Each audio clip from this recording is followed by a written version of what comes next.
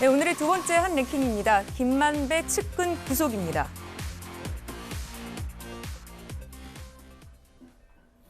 김만배! 김만배!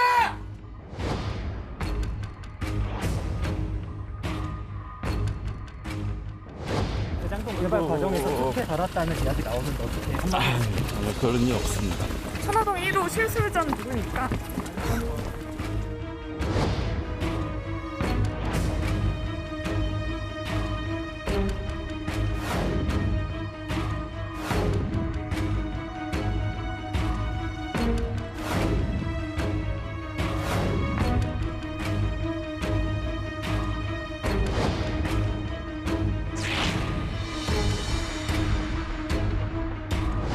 출혈이 막 있고 그렇지도 않고 심장수 상황이나 뭐 의식이 없거나 이런 상황이 아니었다고 하더라고요. 소도 있기도 했고.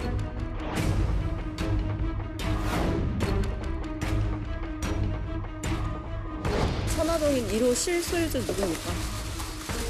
그거는 바로 접니다.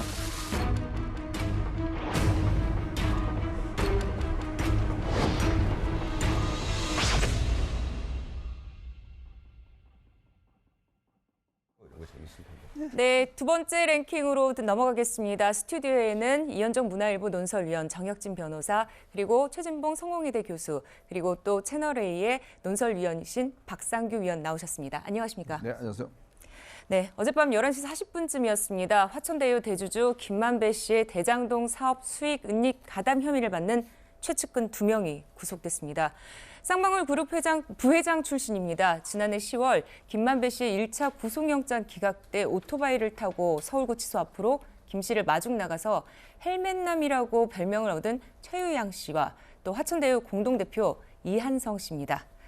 네, 정혁진 변호사님. 네네. 그렇다면은 이 구속된 두 사람은 김만배 씨 대장동 사업 수익 은닉에 가담한 혐의, 이게 맞는 거죠? 네, 일단은 그렇게 검찰은 보고 있는 것 같고요. 거기에 네. 대해서 법원도 마찬가지로 인정을 한 것 같습니다.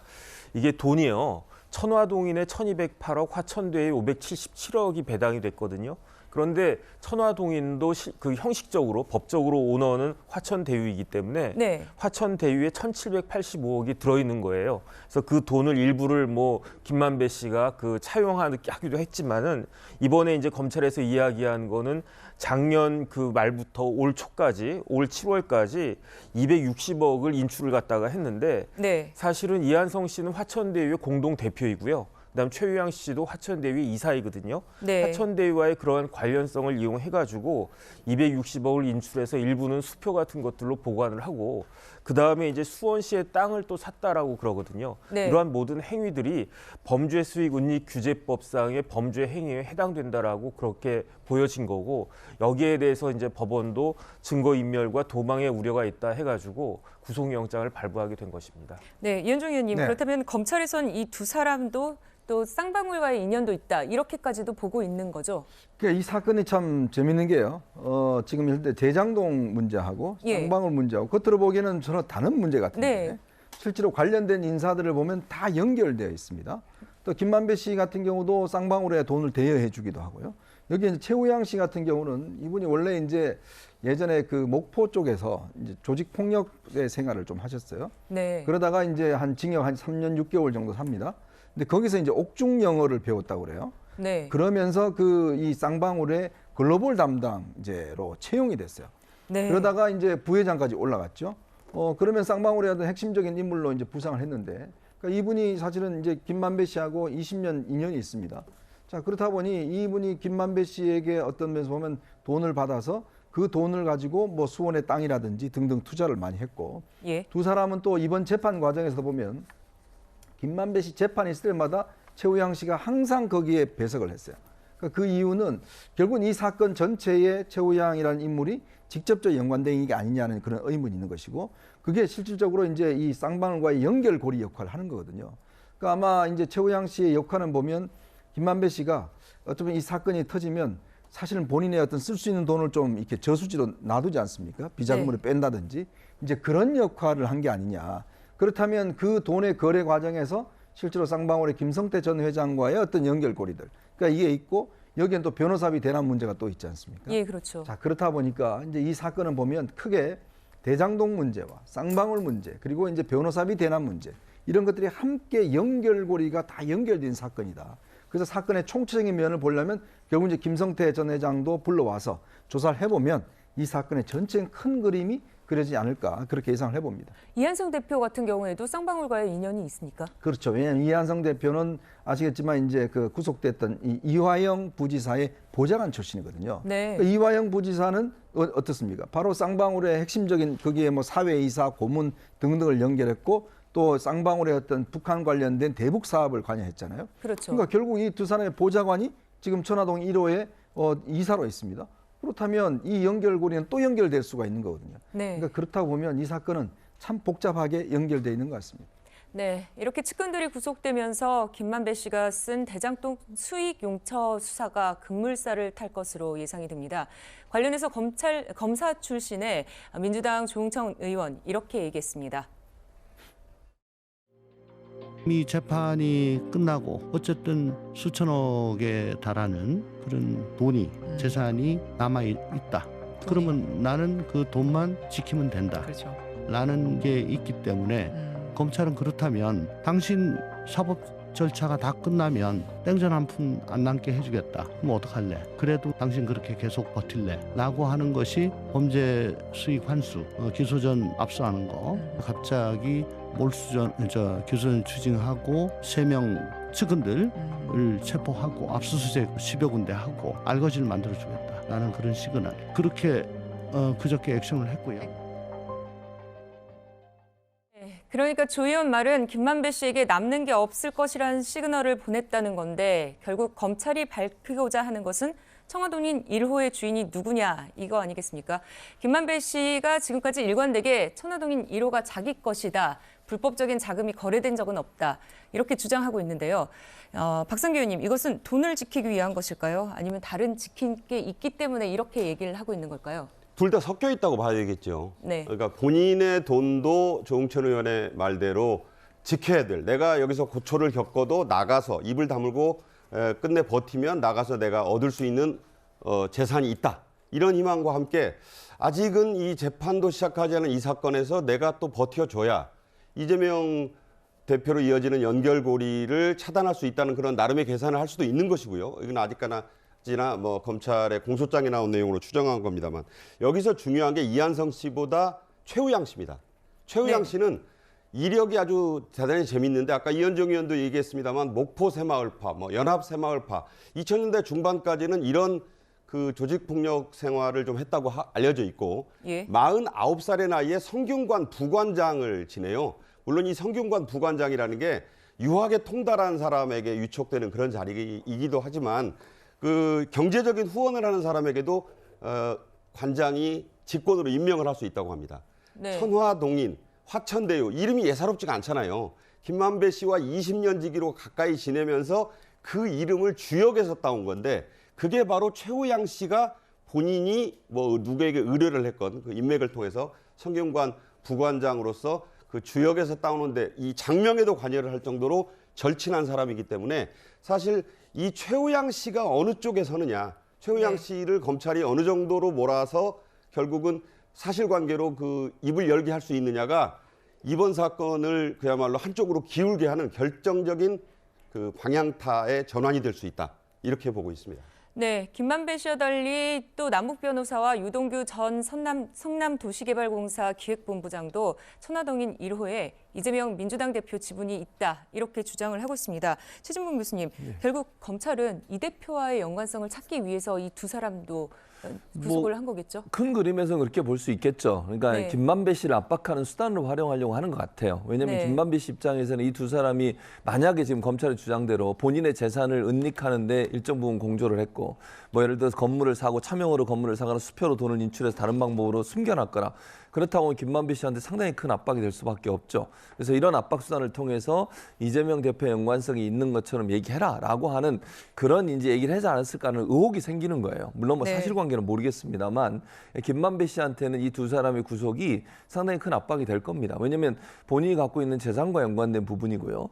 또 이 사람들이 어떤 얘기를 하느냐에 대해서 본인에게 어떤 죄가 더 올 수 있는 그런 문제도 생기기 때문에 김만배 씨를 압박하는 수단으로 이 두 사람을 결국 이제 구속하는 쪽으로 방향을 잡은 것 같고, 그리고 나서 이제 김만배 씨를 압박해서 이재명 대표의 연관성을 찾아내려는 의도가 있지 않겠나, 그렇게 볼 수 있을 것 같습니다.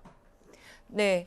정진상 전 민주당 대표실 정무조정실장 공소장에는 유동규 전 본부장이 김만배 씨로부터 이 대표 지분을 숨겨놨다는 얘기를 들었고, 또 정 전 실장에게 이 내용을 보고해 승인을 받았다, 이렇게 진술했다고 써있기도 하고요. 또 검찰은 정진상 전 실장 구속 기소 때 증거 인멸 교사 혐의도 추가를 했었습니다. 유동규 전 본부장이 압수수색을 당할 때 장 전 실장이 휴대전화를 버리란 지시를 했다, 이렇게 진술했기 때문이었는데요. 어제 있었던 유 전 본부장의 배우자 A씨에 대한 결심 공판에서는 근데 재판부가 이 유동규 전 본부장의 이 진술이 이해가 안 됐다, 이렇게 얘기를 했다는데, 정혁진 변호사님, 이건 무슨 얘기입니까? 그러니까 제가 봐도 좀 말이 앞뒤가 안 맞는 게 있어요. 이게 네. 유동규 씨가 처음에 어떻게 이야기했냐면은 증거인멸 교사와 관련해가지고 이제 기소가 됐는데, 유동규 씨가 자기가 그 사실상 처에게 그 휴대폰을 파손하고 버려라, 이렇게 지시를 갖다가 했대요. 네. 그러니까 그 처가 그 휴대폰을 갖다가 파기하고 실제로 쓰레기통에 이제 버렸는데, 막상 유동규 씨가 검찰에 가서는 내가 핸드폰을 모처에 맡겨놓고 있는데 그 핸드폰이 중요할 테니 그 핸드폰을 내가 자진해서 낼 테니까, 그러니까 나를 불구속해달라, 이렇게 이야기를 했다는 거예요. 네. 그러니까 스스로 자기 처에게 핸드폰을 망가뜨리라고 했는데 핸드폰이 있다라고 한 거니까 좀 말이 안 맞죠. 네. 그다음에 또 이상한 거는 유동규 씨가 이제 자기 처가 핸드폰 진짜로 이렇게 버렸다라고 이야기를 했더니 굉장히 또 왜 그걸 또 파손시켰느냐고 이렇게 또 화를 갖다가 냈다라고 하는 거죠. 그다음에 이제 검찰에서는 그 핸드폰을 결국 찾지를 갖다가 못했어요. 그러니까 그 판사 입장에서는 이게 앞뒤가 안 맞는다라고 생각을 했는데, 근데 이제 와서는 유동규 씨나 유동규 씨의 처나 모두 다 사실은 내가 이렇게 그 행위를 한 것이 맞다라고 다시 또 그 앞뒤가 안 맞는 그러한 이야기를 자백을 했다라고 하는 건데, 그래서 이제 결심했으니까 판결 선고만 남아 있을 텐데, 사실은 그럼에도 불구하고 유동규 씨나 유동규 씨의 처에 대해서 증거인멸죄와 증거인멸교사죄가 유죄가 나올 수밖에 없는 구조인 것이, 네. 왜냐하면 이제 자백을 했거든요. 그러니까 증거의 왕은 자백이라고 했기 때문에 이게 법원에서 특별히 좀 의심이 간다고 하더라도 본인이 자기가 그렇게 죄를 저질렀다라고 자백을 한 이상 유죄 판결이 나올 가능성은 크다라고 그렇게 판단이 됩니다. 그렇다면 유동규 전 본부장에 대한 진술에 신빙성에 문제가 생기는 걸까요? 그럴 수도 있는데, 근데 어쨌든 이 부분은 핸드폰과 관련된 그 증거 인멸과 관련된 것이기 때문에 네. 중요한 실체적인 내용이라기보다는 어쨌든 그 증거와 관련된 그런 내용이라서 다른 혐의에는 뭐 큰 영향을 미칠까 하는 그런 생각은 듭니다. 네. 한편 남욱 변호사, 작년에 구속된 상태에서 김용 전 민주연구원 부원장에게 구명 요청을 했다라고 진술을 했습니다. 남 변호사가 김용 전 부원장에게 도와달라고 하니까는 이재명 후보가 아직 대통령이 아니라 100% 힘을 쓸 수 없다라고 말을 했다, 이렇게 주장을 하고 있는데요. 그렇다면 이현종 의원님, 네. 이게 무슨 의미입니까? 그러니까 이제 남욱 씨가 이제 구속되고 나니까 네. 본인이 뭔가 이제 도움이 필요했던 거죠. 그래서 정민용 변호사라고 있습니다. 네. 이 사람을 통해서 이제 이게 공중전화나 이런 걸 통해서 김용 씨한테 이제 전화를 해서 이 구명을 요청을 한 것인데요. 지금 이제 김용 씨는 전혀 어떤 진술을 하고 있지 않습니다. 묵비권을 행사하고 있고, 네. 이건 뭐 사실이 아니다라고 본인은 주장하고 있는 거잖아요. 근데 남욱 씨 진술에 따르면 결국은 이 사건이 전체가 김용, 정진상 이 사람들이 직접적으로 연결이 돼 있고, 그리고 이들이 보기에도 이재명 대표가 만약에 대통령이 됐다라고 그러면 네. 아마 본인도 그런 이야기 했지만 대통령이 됐다라고 하면 이게 세상에 어떤 면에서 드러나지 않을 사건이잖아요. 그런데 문제는 이제 그렇게 되지 않다 보니까 이 문제에 대해서 본인이 적극적으로 이재명 대표에게 뭔가 어떤 SOS를 치는 이제 그런 상황이었는데, 당시로서는 아직까지 이제 대통령이 되지 않았던 그런 상황이기 때문에 이거는 뭐 들어줄 수가 없다. 네. 그렇다면 이걸로는 결국 이 사건이 남욱 변호사가 이렇게 구명 요청한 이유는 결국 이 사건의 전체 틀은 이재명 대표가 관련이 돼 있고, 그 정진상, 김용 이 사람들이 실질적인 영향을 행사한 거 아닌가. 그렇기 때문에 뭐 본인한테 도움을 요청한 게 아닌가, 이렇게도 해석할 수는 있을 것 같습니다. 네. 또 핵심 증인 중에 하나인 김만배 씨, 지난 14일에는 극단적 선택을 시도하기도 했습니다. 그러자 국민의힘에선 이재명 대표를 향한 총공세를 펼쳤습니다. 이재명 대표의 민주당이 또 극단적인 선택을 하지 않기를 바랍니다. 방탄투어 와중에 이재명 대표 주변 사람들이 계속해서 끔찍한 일들을 당하고 있습니다. 왜 이재명 대표 주변에 있는 사람들만 계속해서 이런 일이 벌어지는 것입니까? 이재명 대표 사법 리스크는 한편의 범죄 스릴러를 연상시킨다. 아수라장이 따로 없다. 네, 민생 투어 행보를 이어가고 있는 이재명 민주당 대표, 지금 상황에 대해서 이 대표는 이렇게 얘기하고 있습니다. 일상적으로 당해오던 일입니다. 최근에는 대한민국 검찰이 모두 달려들고 있는 것 같아요. 그래서 강도가 좀 달라졌을 뿐이지 본질은 변한 게 크게는 없습니다. 이때까지 해오던 일이었기 때문에 아직은 견딜만 합니다. 그러나 뭐 힘든 건 사실이죠. 네, 이 대표 아직 견딜만 한데 힘든 건 사실이다, 이렇게 얘기를 했는데요. 최준봉 교수님, 네. 그렇지만은 이 대표 입장에서는 상당히 또 불안한 게 많지 않을까요? 지금 상황 자체가 어떨까요? 그러니까 이런 거죠. 불안하다고 얘기하는 거는 뭐 이런 거 있을 수 있겠죠. 남욱이나 정진상 두 사람의 진술을 보면 그 두 네. 사람의 진술은 완전히 180도 바뀌었지 않습니까? 예. 그 부분이 이제 검찰이 혹시나 이제 뭐 의혹 차원에서 말씀을 드려보면 그 회유를 한 게 아니냐 이런 이제 의심이 드는 부분이 있다고 보고 있는 것 같아요. 그러다 네. 보니까 그 부분이 이제 걱정스러운 부분인 거죠, 사실은. 그러나 김만배 씨 이 자회 소동 같은 경우에는 이건 지금 국민의힘에서는 마치 뭐 이재명 대표와 직접적인 연관이 있는 것처럼 얘기하시는데 그거는 아니라고 저는 생각해요. 왜냐하면 김만배 씨가 언론 보도에 따르면 주변에 있는 분들한테 자해하기 전에 그런 얘기를 했다는 거 아니겠습니까? 자꾸 뭘 만들어내라고 검찰에 압박을 하는데 허위 진술을 하든지 내가 사라지든지 해야겠다. 뭔가를 진술해야 할 것 같다. 그게 두렵다. 이런 발언을 했다는 언론의 보도가 나왔어요. 그러면 이분이 정말 뭐 때문에 고민을 할까?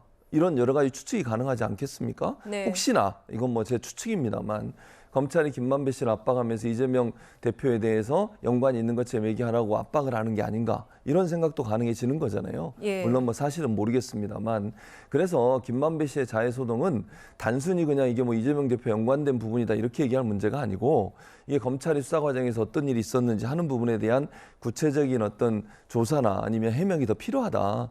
그런 상황이 아니라면 김만배 씨의 이 자해 소동을 그냥 단순히 이해하고 넘어가기 좀 문제가 있지 않나. 왜냐하면 주변에 있는 사람도 수사를 받고 있고 본인한테 계속 압박이 되는데 자해를 했지 않습니까? 네. 그럼 어떤 이유가 있었겠죠. 물론 이 언론 보도가 맞는지 안 맞는지 제가 100% 모르겠지만 이런 보도도 나온 마당이라고 하면 수사 과정에 대한 점검도 필요하지 않을까 이렇게 생각합니다. 네, 박상규 의원님, 이 대표가 여태까지는 질문에 좀 침묵하고 있다가 갑자기 민생 행보에 나섰어요. 이건 왜 그럴까요? 답답하고 좀 우울한 현재 상태에서 믿을 것은 국민을 보고 국민들에게 호소하는 방법밖에 없다 이런 생각을 하지 않았겠나. 네. 과거에도 민생 행보에 주력하는 입장이었는데 추운 날씨에 지금 민생 현장 직접 가고 거기서 민심을 경청하는데 표정을 보면 어딘지 모르게 좀 어두운 구석이 있어요. 또 어떤 국밥집에 들렀더니 손님이 없어서 좀 머쓱한 일도 있었다고 하는데 그만큼 본인의 입장에서는 이 상황을 타개할 뭔가 이 출구가 민생 현장 방문밖에 없지 않나 이런 생각이 들고 김만배 씨 부상 얘기를 좀 하자면요. 처음에는 보면 주저흔을 비롯해서 서너 군데의 자상인데 심각한 게 아니다 이런 말이 나왔었는데 예. 경찰 등을 제가 좀 취재하고 얘기를 들어보니까 또 부인 측의 주장은 폐에 물이 고이는 등 아주 심각한 부상을 입어서 호흡이 곤란하고 중환자실에서 치료를 받고 있다. 물론 사실은 하나일 겁니다. 과연 그것이 어떤 것인지는 몰라도 어쨌든 김만배 씨에 대한 검찰 수사, 소환 또 이로 이어지는 여러 가지 맞물린 그런 모든 사법 처리 일정이 늦어질 수밖에 없는 거거든요. 검찰로서도 답답하고 이 과정을 지켜봐야 되는 이재명 대표로서도 답답한 그런 지금 교착 국면이 아닌가 생각이 듭니다. 네, 이 대표에 대해서 답답하다고 생각하시니까는 지금 표정이 어둡다라고 하셨는데 보는 사람에 따라서 좀 다를 수도 있을 것 같습니다.